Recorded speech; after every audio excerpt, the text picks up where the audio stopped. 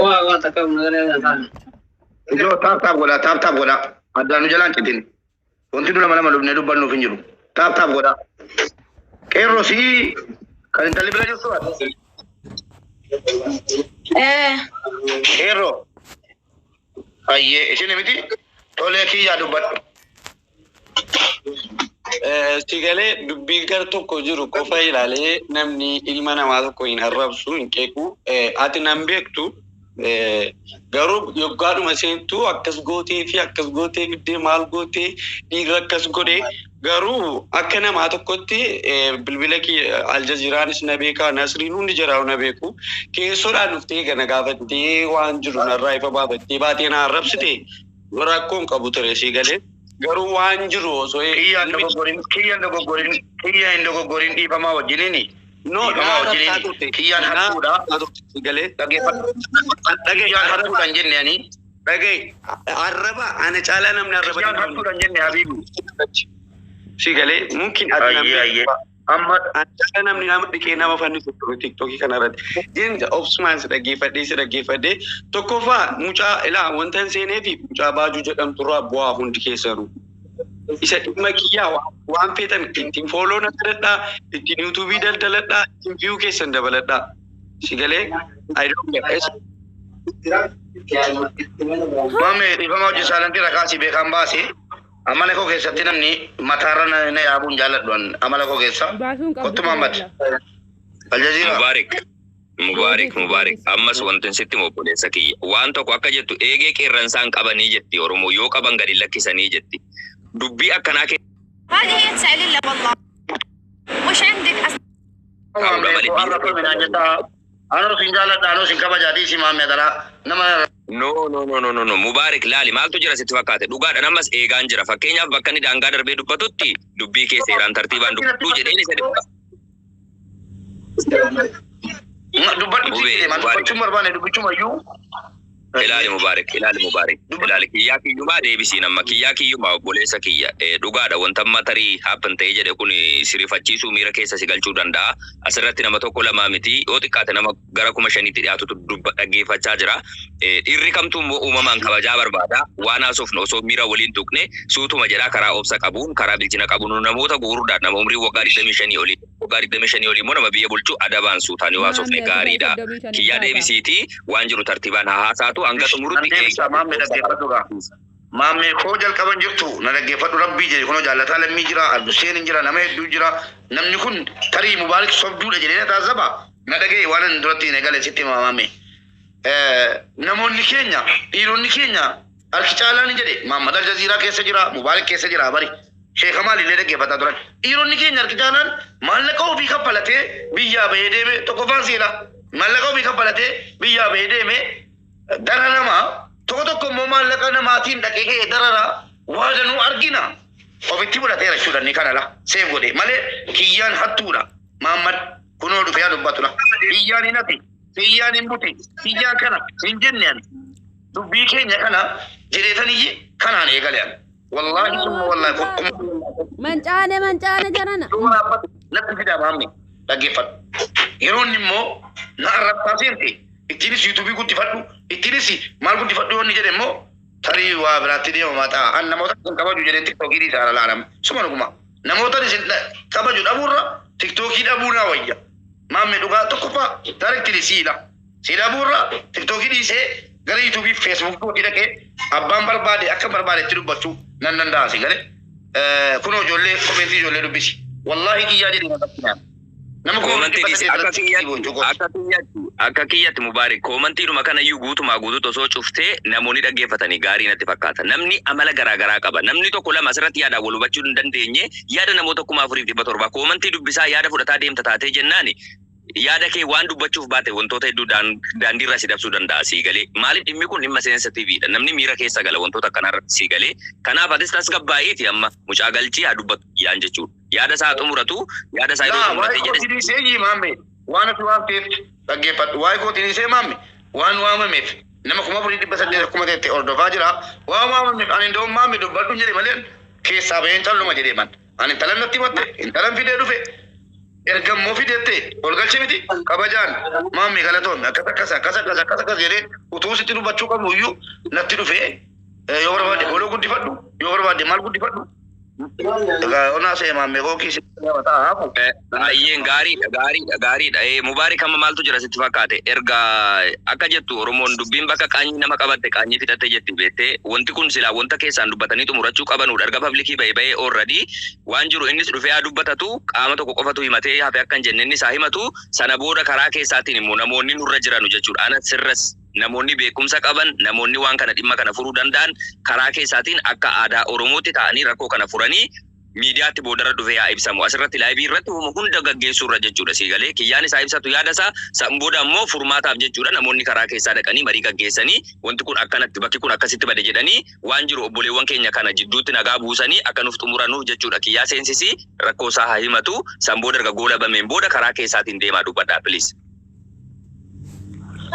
mama me dubbadhu jedhee ba'e kun amma sin erganne dubbadhu waa'ee kooti dubbachuu barbaadu ittiin fooloo guddifadhaa ittiin maal godhaa jedhee deeme ammas ergadhu jedhiiti kun ola yoo si dhage waan dubbatamu qofaatu dubbadhuuti sirreetti ilaali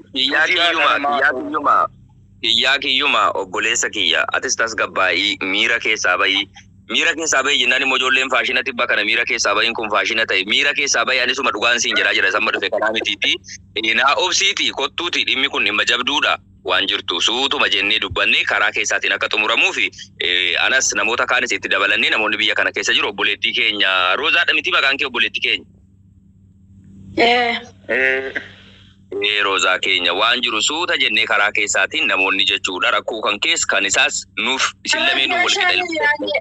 Arra dhiifama waliin ji'a shanidhaan kanan himachuu iyyachuu jammare nasretti dawwalee abbaa giddiitti dawwalee naannatti qoosanii hundi namaallee hin beeka an ji'a shan fayyaa dhukkubsadheen wala sagalee haadha kooti dhaggeeffadheen beeku uffata hin qabu waan takkallee hin qabu akkamittiin hin iyyine meeme karaa keessootiin namni dhufee na dubbisu yaa abbaa kana naan jechuu dide. Namni nama beekamu akka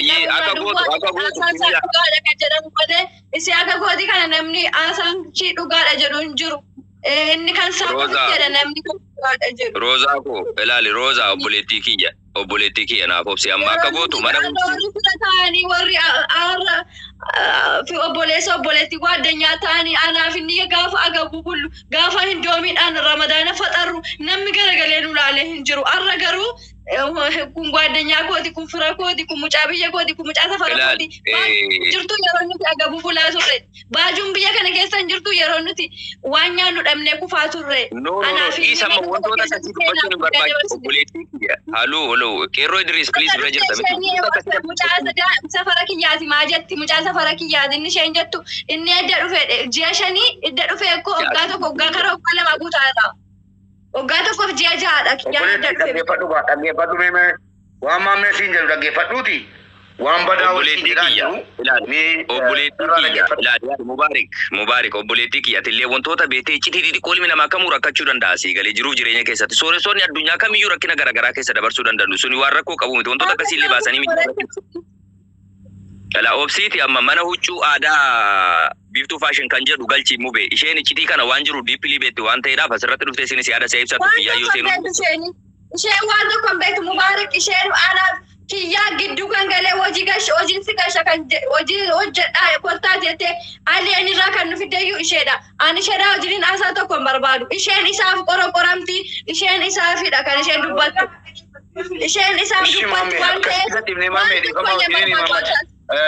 Aljazira akkasumatti dhiibni deemne moo isiin abaluun barbaadutti kan akkana barbaadu akkana malee jedha yoo akkasitti calluma jennee laalle isiin kun laayibii seenti nama keenya maamme nama dhibba furtu beela laal amma aasaataan namni kun ishatu itti madheen jira dhiisi kanaan jedhu dhiisi kamaan ati angafa isaati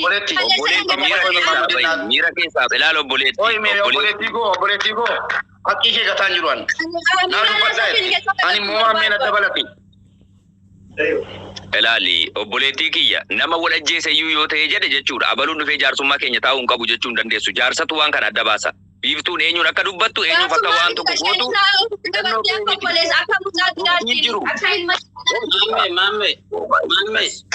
Qeerroo Idris ayyee. obboleewwan keenya wala kabajnu obboleessa qeerroo amma qeerroo waye dhiifamaa wajjin namni wal caala sii galee namni wal caala hundi keenya yoo wal caala wal qixxeen jiru akka quba harkaati obboleettii keenya Rooza yoo dhuguma obboleettummaa koo barbaadda ta'e obsi Muhammad Al-Jazeera haa mormu haa maala jedhu haa taata dhaggeeffatu ilma namaati ishii miidhama keetiif dhumne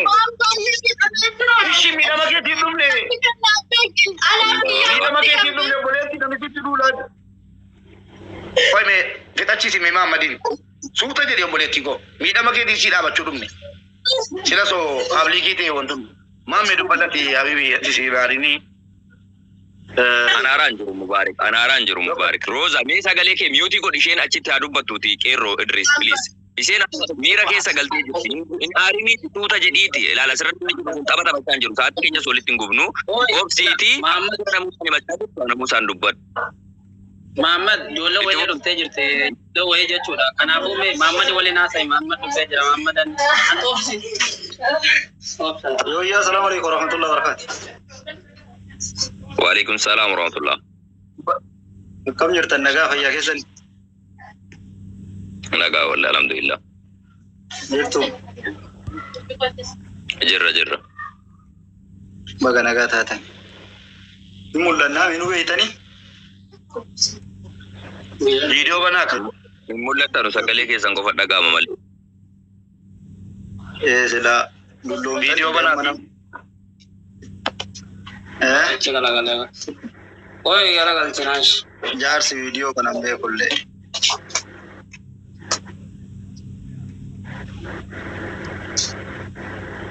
Akkam jirtan nagaa keessani?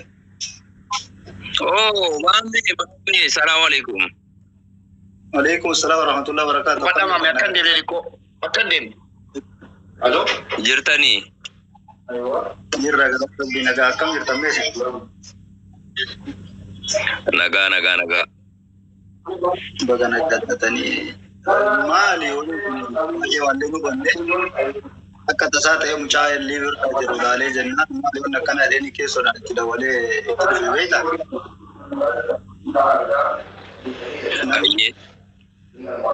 Namni osoo waan guddaa iyyuu kana olillee ta'e walitti siqee osuma waliin jechatu baarii malee akkana soosii kanarratti waan akkana kan kana oliitu fidee beeyna miire. Eeyyeen. Garuu kun immoo naga kana akkana sooshaal miidiyaa kanatti godhachuu fi waan akkasii kana wal qabayeessuu irraa karoo keessatti walitti dhufanii namni kamuu atis walitti kaluu dhalli nama biyya tokko keessa jiruu dhalle. Kiyyalleen kennaa isilleen tuni gartanii teennaa marroo gartanii waan salphatti ilaallamee haaluma qaaman bira fakkeenya mubaarak immoo nama biyya biraa keessa jiraatudha. Ija bilchinnaati waan kana jarri lachuu miira keessaa ba'anii osoo ilaalanii jedhanii irra gaariidha waan jedhuu fi ani kaleessa wanni irratti jarri arginaan maal hubannoo akkanaa qabda waan jedhu mucaa gara keessotiin dawwalee fi akkanaa bara ammaa yoo kunoo dhaqee fidee mana jirtii natti dhufinaan jennaan amma ol seennee dubbisaa jira beeytani waan kanallee jedhee addanaa ba'ellee osoo arguun haasaa keessan irratti mucattiin emotional taatee bu'aa jirtu arge. Waan kana immoo akkatti warri koomantiisis warri kumis warra halaalaa nama laalu dhugaa kana wallaaluu danda'a. Waan kun immoo waan salphaadha waan guddaa godhanii akkas ebalullee keessan seenu osoo hin taane haala bilchinna qabuun oduu laalanii gaariin ta'u maamme mubaarakiin immoo inni bilchaate biraa dhabu wannummaan bareeda ta'e. Maamme ulfaadhu galatoomii maamme jechuun namoonni as Dubaayii keessatti beektan nu beektuuni dhimmoota garaagaraa yeroo waldhabbiin uumamu yeroo rakkoon uumamu nama jidduudhaan seenee karaa tasgabbii qabuun yaada furuudha tarii Mubaarak beekuu dhiisuu danda'ani wal beekna waan ta'eedhaaf maamme anis jalqaba irratti wanti dubbachaa jiru kana rakkoolee yeroo uumaman namni akka aadaa Oromootti rakkoo jiru himatee qaamni bilisa ta'e jidduu taa'ee abbaa badii qabutti badii muree abbaa ammoo balleeffame yookaan miidhameef muree jechuudha akkasitti deemee nagaya buusa jechuudha Oromooni kun aadaa ilma namaati bara kana keessa tarii obboleettiin keenya kun jechuudha namootatti deemee himadhee jira jaarsummaadhaaf deemee namatti himadhee jira namoonni itti himadhe sun immoo furmaata waan tokko naa kaa'uu hin dandeenye jetteeti tariika shamaraadha yeroo wanta akkasii sun sammuu sitti mul'atee jedhu miira siitas gabbeessuu dadhabdee miidiyaa irra baatee dubbachuu dandeessi. Isheen badii qabdi jedhee yaadu. Kan badii qabu namoonni miidiyaa irra jiran kun jechuudha. Wantoonni akkanaa yeroo uumamanii jedhanu gara kam jira haqnii jedhee suuta jedhee obsee tasgabbaa'ee gara lamiinuu dhaggeeffachuu osoo hin taane isa tokko miidhamaa godhee boo'ee fi isa tokko immoo bineensa godhee eeboon itti gamuu billaan itti gamuu aadaa akkasii qabna miidiyaa hawaasummaa kanarratti. Wantoonni akkasii sun gaarii miti. Ammas tarii obboleettiin keenya miira keessa jiraachuu dandeessi. Miira sii tasgabbeessitee suuta jettee kiyyaanis wayi pilaaneetii Jupiter jedhamurra hin jiru lafuma jira biyyuma nu jiru Dubaayii kana jira. Isinis dhayxanii namoonni waan kana beektanii jidduu seentanii qaamaan wal bira dhuftanii teessanii rakkoon bakka jirtu isinis himattee innis yaada isaa kana ibsatee sana booda kaa dubbiin silaa miidiyaarra bahe akkuma miidiyaarra bahee jedhetti rakkoon jiru akkas ta'ee jira Oromoo obboleewwan keenya jidduutti wantu uumame kanaan goolabame jedhanii osoo beeksisanii gaarii natti fakkaata akka ilma namaatti. Sa'aatii kanarratti namni miira keessa jira. Lafa kanarratti namni hunduu miira garaa qabu. Tokko haasayuma nagaatti dubbattu kan dubbii biraatti jijjiiree ajandaa godhatee taa'ee tiraasii jidduu taa'ee hirkatee waa'eedhuma namaa kanatti taa'ee enjoy godhu baay'eetu jira jechuudha ilmi namaa. Nageenya namaa kana kan hin barbaanne baay'eetu jira. Kan ammoo osoo maalummaa kee hin beekne akka fedhe jedhee si arrabsu mataa kee gaggaragalchuu dubbiin suma sirraa qabuuf jedhee waa baay'ee dubbatu baay'eetu jira. Kanaaf miidiyaan hawaasummaa kun hiree akkasii ilma namaaf kenniti waan ta'eedhaafi waan kana kiyyaanis asirratti dubbachuudhaaf tarii miira yoo ta'e waan amma sooshaal miidiyaa irratti dubbattu sun ta'in qaaman hin dhageenna fi mucaan kiyyaanillee qaama kennallee nama qaamallee hin beekullee maammeen hin beeka isillee kun itti dhufne namni qaaman bira jirraa hin hubanna. Kanaaf waan ani jechuu barbaadu warriin asirraa haqa barbaaduuf teettanis haqa keessan isinii deebinaani hin dhageettanii ammaan kara keessatti mari'annaa nurra dhaabadha waan jedhu fedhe maammee waan hin qabanne. Baay'ee akkasii maame obboleettiin keenya ilaali obboleettiin keenya yaada kanarraa wanti miidiyaa irratti dubbatachuu qabu jira waan naafee jira yoo jette namni miidiyaa irra koomantii irra hundu akkas ka'ee fiigee jedhu kiyyaa gaggaragalchuu miti foon isaa ciraa yoo le viidiyoo fi sagaleedhaan siif wanti bu'aa qabu hin jiru sii galee akkuma sana ammoo yoo si kana faarsaa oole siif haqa jedhee mimmaan shaangulliitii bu'aa oole si sumuni tokko wanti inni sii dabalu hin jiru obboleettii kiyya kana hundarraa haqa kana kan adda baasu namni bilisa ta'e nama kanatu haqa kana naaf baasa jettee namni ati beektu filadhuuti ofii keetiif jechuudha. Kuno biyyatti jirtu naannoo ati jirtu ansin beeku nan beektu kiyyaa wallahi summa wallahi biyya kana jira malee bilbila isaan qabu kuno inni ragaadha ni namaaf jedheeti miti rabbiin uume kan na beeku jechuudha. Bilbila isaatu hin qabu kiyyaa sii galee nama tokkoon jechuudha akka Oromootti yeroo sagantaa irratti wal argina waluma dubbifna kanuma waan jiru asirratti jechuudha. Qaama tokkoof akkasii saayidii gootee achi gootee isa tokko immoo akka miidhamuuf jechuudhaafi miti waan jiru atis nama barbaadu nama dhugaa kana adda naaf baasa jettu filadhuuti akkuma Oromootti dubbadhuudha malee miidiyaa kanarratti fakkeenyaaf kiyyaan akkana godhee yeroo jedhe yoo dhufnee dubbannee jenne maali bu'aan ati qabdu bu'aan ati argattu asirra laayivii irratti jechuudha faayidumti ati argattu wayii maalidha yoo namni olii gadi afarsuu ta'e alatti. Roza mee Rozaatti kennaa dubbattu maammetti haa dubbattu. Roza kottu dhaggeeffadhu waan maammee siin jedhu obboleessa keessatti dhiyoo jiru ana caalaatti waan inni jedhe keessatti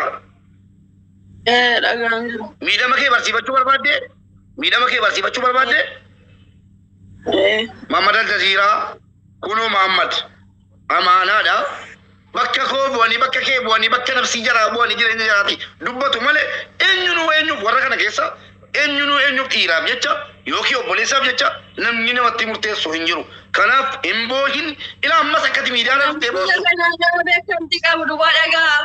Nama beekamti qabu duwwaa dhagaa namni biyya kanaa mubee ana eenyuyyuu na dhaga'uu hin dandeenye amma hanga lubbuun godhamuuti aduuyi naan jedhe duuyi qabu. Akkanan jedhiniti keessan jiraadha anis keessan jiraadha. Ilaali mubee ani beekamtii yookaan immoo ani keessan galu amma waan kana ilaali ani waan kana jechuudha wanti keessa galu tokko hin jiru saayidii godhe jedhu yookaan waan loogee wayii fakkeessa waan ta'eef nama bilisa ta'e wayii Dubaayii keessa nama kana jedhee Maamar kunoo beeka jaarsa fakkeenyaaf bakka dhalootaatiin yoo ta'e jedhee nama kutaa biraatii Arsiidha inni ani Jimmaadha yookaan kallattii biraatti akkasiin hin fudhanne akkuma ijoollee aggaarooti kunoo isaaf akkas waan akkasii waan jedhaa jirtuufi ani aggaaroos miti Jimma ta'ullee jechuudha garaagara nama maammee koo laalinkaa kana maammee laalinkaa kana no tarii waan jiraate maammee anasiin jedhe Habibi anasiin jedhe maammee sin beektu waan barbaadde siin jettu namni nama hin beekne waan fedhe jechuu danda'a qoyemee maammee tasgabbaa'ee kaalala waan kun akka miidiyaa irra baane barbaadne oolmaa galatti.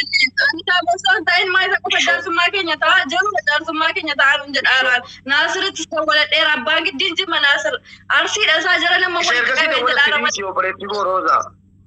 Ishee ergasii dawwalatte keessa amma eenyuun barbaadda. Sammuu koo waan tokko hin ta'in naqaqabne amma edda waa hunda ta'e booddee maallaa godha gadi qabaan amma Anga di kamati jaratti madheetano boo'ee maataan kun dhukkubaa jira jennaano hundi jaraallee hatta biloogii keessaa baasitti naasa'e jennaan innoo biloogii keessaa na baasuu dide ji'a meeqa kaleessa duwwaadha kan inni maaliif mistira keenya bakkeetti baasta jedhee silkii isaatiin naa dawwale sittiin himaati. Roza ko Roza habibti sagalee haadha kooti arrajjii ishaan gara ja'affaaf deemaa jira sagalee haadha Roza ko ilaali na daga buletti ilaali Roza ko ilaali Keeroo Idris Aywa ilaali habibi isin amma nuti kana yoo ibsatte yoo uuyete yuuyite jechuudha haqa qabdi jechuudha namni haqa qabu jaalateeti miti namni si galee kan miidiyaa irratti kan maal tariitii wanti kun yoo na oolte miira si kana hordofuu dhiisaati isin jechuudha dhiira isin namni bira jirtanu maali obboleettii qabna miti jarana maal akka nama bineensa keessa dhalatee nu gootu shamarrani miirri si kun yeroo tuqamu obsa dhabdee waa baay'ee dubbachuu dandeessi suutuma jedhaati si tasgabbeessaati wanti kun isin dhiira waan bira jirtan waan ta'eedhaaf siidhuma qofa hordofuu hin qabdanu qabdanii siidhaan adabadhu jechuu qabdu isin kana jechuun ammoo mirga sii dhiibaa akkasii dhoksa jechuu miti akkasii yoo dhoksine akka keenya rabbi dhoksa nu namaaf jenneeti miti sodaa namaatiif jennee miti faaruu namaatiif jennee miti isiidhaan oobsi jedhaati waan jiru kallattii furmaata qabu qofa irratti deemuudha malee asirratti yoo iyyaa oolte faayidaan argamu maali kunoo namni shaayii dhugaa buna dhugaa fataa taayilaa fi kanatti injooy gochuu malee itti bashannanuu malee bu'aan isiidhaaf qabu maali karaa keessatti wanti kun furmaata qabaadha kan jechaa jiru indi Roza obboleesso Roza akka gootu ammati waan maammee siin jedhe waan Muhammadin si bira jiru siin jedhe waan namni siin jedhe waan Mubaarak siin jedhaa jiru fudhachuun kee dirqama paablikii irra bahuun hadha mumkin hadha si gammachiisuu danda'a nama 5,000 4,000 dhufee si bo'aa jira si gammachiisuu danda'a bor kanatti mataa gadi qabachiifamtu ta'uu danda'a viidiyoon hadha nu waraabaa jirru kun kanaaf obboleettii keenya keessoodhaan dubbatamee waan garaa si ciibsu jaarsii dubbata taanaanii wanni si boossus hin jiru wanni miidiyaarra si fidu hin jiru hiimmoo yoo jette yoo tammalaa ibii seente nama 5,000 dhufanii si ilaalu akkuma kana inni adda si bu'aa jiru kun hordoftoota gooti harki caalaansa waa tokko faayidaa hin qabu dhugaan sitti maan si galee si miidha borta kanaaf si galee si miidha borta kanaaf maanguddootti kennine jirra kunoo maammee si bira mubee yeroo tokko aliin jirtu miti Keeroo Idris ala ajman nahi wani ja Mubarak ajman ja aye ajman jirani okay Keeroo Idris mama jiran dhaqee fidee dhufee nama maaliif fidee nama inna sin jechuu barbaade mubee bornaan misitti kolfaa itti mataa kee gadi qabattanaan jette yoo hin jiraadhe isaa an lubbuu kan godhamaan jira yoo lubbuudhaan jiraadhe maal jennu lafatti amma Keeroo bilbila kee Maammadii kennu Aljaziiraadhaa kennaa bilbila keessan immoo laayivii kanarraa baana waan ta'e Aljaziiraa nu hubachiisa bilbila kee kenni dhaggeeffatu na qabatu maammi qabadhu bilbila anis waan si dawwalu kan qabu Mubaarak bilbila Maammar qaba Maammariin hadha waliin bara dhimmoota garaagaraa irratti akka Oromummaatti yeroo waliin dubbachuuf jennu namoota kontaakta wal godhee waan jiru rakkoo garaagaraa waliin dubbannu dhaqaata wal beekna nu har'aa miti Dubaayii keessatti jechuudha ana dhiisa tamma fakkeenyaa fi an normaalii wanti kun kallattii akka qabatuuf hin daarechiin isinitti agarsiisaa jira malee ani manguddoo biyyaa ta'eetiin miti namoota narra gurguddoo kunoo Maammadis beeka Ajmaanii keessas Dubaayii keessa Sharjaa keessa waan kana haqaan ta'anii namoota adda baasuu danda'anu jechuudha kanaaf kallattii isaan ofana keessa jedhaa jirti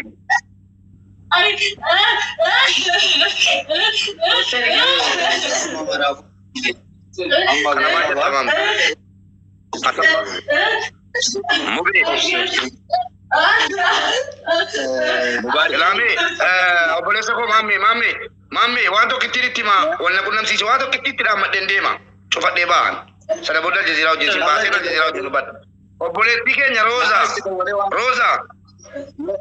Roza nama emotional ta'aa jirti jedhi mubee kalas bakka baafadhaa akka dhalutti keessoon maa fixaa kalas akkas gaariidha akkas tole galatoof Aljaziiraa dubbadha obboleewwan tariitii abbootiin dhimmaas kiyyaanis akkuma sana baajuunis yoo asirratti nu dhaggeeffachaa jiraattan dhimmi kun dubbatamee jira obboleettiin keenya miira akkanaa keessa jirti akkamma miidiyaa irratti baatanii isa garii dhoksaa, isa garii hambisaa, isa garii immoo akkas godhaa directionii namaa mijatutti dubbatanitti osoo hin taane wanti uumame, wanti dhalate rakkoon kun miidiyaa irra ba'e suuraan gama tokko dogoggora jiru gara kamiinis gara birgaatiin ni jiru gara bitaatiin nabamaan jiru. Rakkoo kana lameenuu jechuudha iftoominaan jaarsa jidduu teessanii jechuudha. Rabbiif qabriitti seentanuu jettanii haqa jirtu dubbattu badiin eenyuun bira akka jiru jaarsi murteessee yoo badii qabaatanii tan badii keessa waan isin dhabsiisu adabamtu. Tolee sanaa achi jechuudha miidiyaa irratti suuraa namaa gaggaragalchaa abaluu hattuu abaluu sharmuuta abaluu maalii akkas wanni jedhanu kuni jara keenya. Qaatatti barree jirra wanta akkasii turee bubbulee qaata jechuudha. Miidiyaaf haarayya miti nu daa'imta sirra hin jirtu waan ta'eedhaaf kuni bu'aan qabu waan jijjiiruun qabu. Tarii torbanuma tokko yookaan guyyaa 5 guyyaa 6 ittiin jooy ta'uudhaan alatti faayidaan ni buusu hin qabu. Obboleettiin keenya immoo miira isiin keessa jirtu argaa jirra. Tiruu qabdu yoo ta'e jedhee yeroo isiin miira akkasii keessa jirtu waan fala ta'u irratti haasaan akka nama guddaa dubbatamee. Deemi maammee ko. Ati deemi. No deemi koy maammee Qeerroo Idris maammeen jechuudha naa dhagahu namoota gurguddoo asitti dhimma kana wajjiniin dubbatanu jechuudha kontaakt godhiiti bakka inni isinitti barbaachisu yoo jiraate nama isin lakkoofsa hin qabne yookaan hin barbaadan ta'ee jedhe namoota isin lakkoofsa hin qabne kan hin qabu yoo jiraate isiniif hin sheerii godha kallattii barbaachisaa ta'e kamittuu ani isin wajjiniin hin jira namoota manguddoo ta'an jechuudha qaama bilisa ta'e kiyyaadhaafis kan hin muran jenne isa tokkoofis hin mura kan hin jenne rabbiif jedhee jechuudha akka jirtu kana kan dubbachuu danda'u barbaadaati dhimma kana yeroo gabaabaa keessatti falaqaa obboleettii keenyas miira ishee tasgabbeessuudhaaf nagaan bu'ee obboleessa keenya kiyyaas baajuus akkuma sanasiis miidiyuma kanarratti wanti jiru haala kanaan xumuramee jira jettanii akka waan kana gabaabsitanuuf jalqaba miidiyaa irra ba'e khalaas ba'uun qabu ture keessaa wal gaafatamuu qaba ture Mubaarakis jalqaba waan kana kiyyaa dhaqee gaafachuudhaaf lakkoofsa isaan qabu jechaa jira isas dhaqee gaafatee adda baafatee waan kana dhufee asirratti erga miidiyaa irra ba'e miidiyaa irratti dubbatamuu qaba ture namni gama kamiinuu dhuunfaatti rakkoo qabaachuu danda'a dogoggora qabaachuu danda'a dogoggoraan falan argatu akkas godhaati dhimma kana waan kana nu gabaabsan isiniin jedha obboleessa keenya Qeerroo Idriisii fi Muhammad. Okay, rakkoon qabu ni gabaabsana inshallah hundaafuu isinis galatoomaa warri immoo wanta nama dhaamsa isinii dhaamu jettu warri suuraa isaa gaddee biftanii obboleessa keessanii yoo dogongora isaa mootu jechuudha irraanni jechuudha suuraa isaa geeggala hin galchina obboleettii teessanillee obboleessi lachuu isiniif kita lachuu dogongortus kunis badii qabaatus suuraan osoo hin taanetti maaf akkana hojjette obboleessa keenya jechuun dirqama oromummaa keessanii fi gaafiin dirqama irraa qabdan jechuudha qeequu suuraa balleessuun kuni akkas eeyyeen obboleettiin keenya tarii namoonni jechuudha namoonni asirra jiranu tarii sababa walitti aantanuudhaaf akka mucaan dhimma siin dubbatanneedhaaf laayifii akka waan nu humnaan cubsiisisaa jirru gariin koomantii jalatti aljaziiraan kiyyaa waliin jira kan jedhaa jiru feetu jira ajaa'iba rabbiiti yoo yaanni siin dubbattu yoo kan jiraatu ta'e miidiyaa kanarra sa'a 20 furteessee dubbattu rakkoo hin qabu ani jechuun wanti kun akka fala argatuudhaaf yaada isiniif kenne malee humnaan waan kana goolabaa jechaa hin jiru akka namummaatti waan murteessitan murteessaati yoo ta'u barbaadan ta'ati dhimma kana qaama wajjiniin dubbachuu qabna inni ilaallata jettan waliin dubbadha yoo mul'akki gabaabbatee kee jaarsummaan fala argachuu qaba kan jettan ta'ee jedhe akkasitti falatti godhaan isiniin jedha Mubaarak. Kan kanuman jedha. Ayyee galatoon. Okay, galatooma galanni keessanaa ta'uu hundaafuu isin jaalanna nullee isin qabannaa. Wanti dubbannu jiru ammallee Mubaarak laal. Mubaarak nuti gadi baana. Erga gadi baana immoo waa'ee jaraa waan takka wanti dubbachiisu wanti irraa dubbatan tokkollee hin jiru. Warri kiyyaanii si arrabsaa jira jettanii jala deemtanii na arrabsuu dhiisaa jaallala. Eessatti na beekamoo eessattan isa beeka. Kalaama tokko maqaa muu jedhu dubbatee jennaan dhageessanii maqaa qubee emmii kaasee jennaan nama biraatiin jetteen jedhuwan gadanguura saaxiniidha. Saaxinii beektuuti komborsaa saaxinii akkasana kalaama tokko kiyyaan dubbateera taanaan kabiraa waada nu dhufa. Kabajeen callisi. Maammee siif aljaziiraa dhuftanii dubbannaan kabaja keessanii callise waa'ee keetii dubbataa jira jedhani dhugaa taanaan walirraa nun deebiftanu bara kanan sitti dhaammadha maammee koo fuwaadillee seenaa jira baajuun seente jetti dubbadhaa macarratti. Okay. Na dura seentanii jirtanii dubbadhaa garuu wanna tokkotu jira wanni dubbannu hin jiru waliigalatti kiyyaanis laayivii cufee ba'uu qaba akkuma maammeen jedhe ati cuftee ba'uu qabda.